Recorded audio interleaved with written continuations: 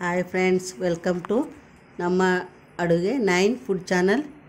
ನೋಡಿ, ಇವತ್ತೊಂದು special recipe ತಂದೇನೆ ನಿಮಗೋಸ್ಕರ. ಭಾಳ ಜನ ಕೇಳ್ತಾಯಿದ್ರು, ಅದಕ್ಕೆ ಇವತ್ತು ಹೇಗೆ ಮಾಡೋದು ಈ ರೆಸಿಪಿನ ಅಂತ ತೋರಿಸ್ತಾ ಇದ್ದೇನೆ.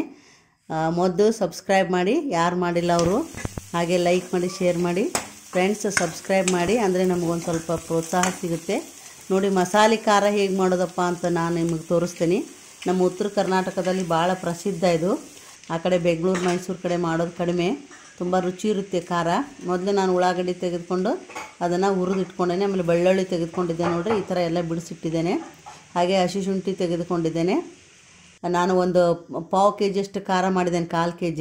ಅದಕ್ಕೆ ಇಷ್ಟೆಲ್ಲ ಐಟಮ್ಸ್ ತೆಗೆದುಕೊಂಡಿದ್ದೇನೆ. ಹಾಗೆ ಲವಂಗ ಮತ್ತು ಶಾಜೀರ್ಗೆ ತೆಗೆದುಕೊಂಡಿದ್ದೇನೆ. ಹಾಗೆ ದಾಲ್ಚಿನ್ನಿದು ಚಕ್ಕೆ ಅಂತಾರೆ, ಇದನ್ನೆಲ್ಲ ತೆಗೆದುಕೊಂಡಿದ್ದೇನೆ. ಚಕ್ಕೆ, ಆಮೇಲೆ ಮೆಣಸು ಕೂಡ ನಾವು ಹಾಕಬೇಕು.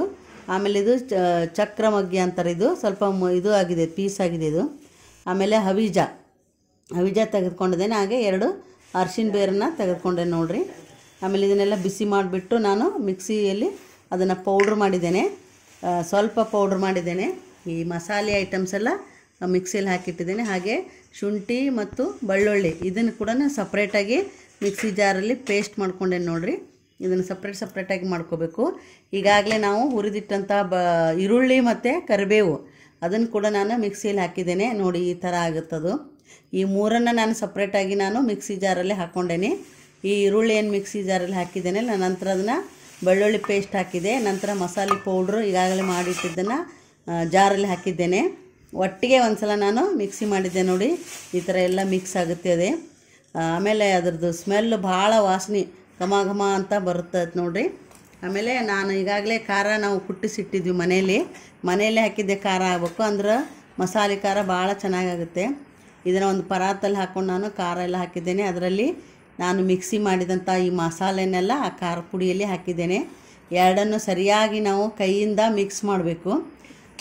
ಸುವಾಸನೆ ಭಾಳ ಚೆನ್ನಾಗಿರುತ್ತೆ. ಮತ್ತು ನಾವು ಅಡುಗೆಗೆಲ್ಲ ಹಾಕಿದಾಗ ಸಾಂಬಾರೆಲ್ಲ ಭಾಳ ರುಚಿಯಾಗುತ್ತೆ. ಆಮೇಲೆ ನಾವು ಬಿಸಿ ರೊಟ್ಟಿ, ಬಿಸಿ ಚಪಾತಿ ಇದ್ದಾಗ ಈ ಖಾರ ಮತ್ತು ಎಣ್ಣೆ ಹಾಕ್ಕೊಂಡು ನಮ್ಮ ಕಡೆ ಎಲ್ಲ ತಿಂತಾರೆ. ಪಲ್ಯ ಇರ್ಲಿಕ್ಕರೂ ನಡೀತದೆ, ಭಾಳ ಟೇಸ್ಟ್ ಅನಿಸ್ತೈತಿ. ಹಾಗೆ ನೋಡಿ, ಇವಳು ವಚನ ನಮ್ಮ ಮನೆಯಲ್ಲಿದ್ದಾಳೆ. ಇವಳು ನಮ್ಮ ಮೊಮ್ಮಗಳು, ಗೋಲೂರ ಅಕ್ಕ, ಇವತ್ತು ಇದ್ದಾಳೆ ಅವಳು. ಹಾಗೆ ನೋಡಿ, ಈ ಥರ ನಾನು ಮಸಾಲೆ ಖಾರ ರೆಡಿ ಮಾಡಿದ್ದೇನೆ. ರುಚಿಗೆ ಎಷ್ಟು ಬೇಕೋ ಅಷ್ಟು ಉಪ್ಪನ್ನು ಹಾಕಿದ್ದೇನೆ ನೋಡಿರಿ. ಭಾಳ ಸ್ಮೆಲ್ ಬರ್ತಾಯಿದೆ, ರುಚಿಯಾಗಿ. ಸಾಂಬಾರು ಅಡುಗೆಗೆಲ್ಲ ಉಪಯೋಗಿಸ್ರಿ ಫ್ರೆಂಡ್ಸ್. ಒಂದು ಸಲ ಟ್ರೈ ಮಾಡಿ. ಹಾಗೆ ನಮ್ಮ ಚಾನಲನ್ನು ಸಬ್ಸ್ಕ್ರೈಬ್ ಮಾಡಿ, ಶೇರ್ ಮಾಡಿ, ಲೈಕ್ ಮಾಡಿ. Thank you.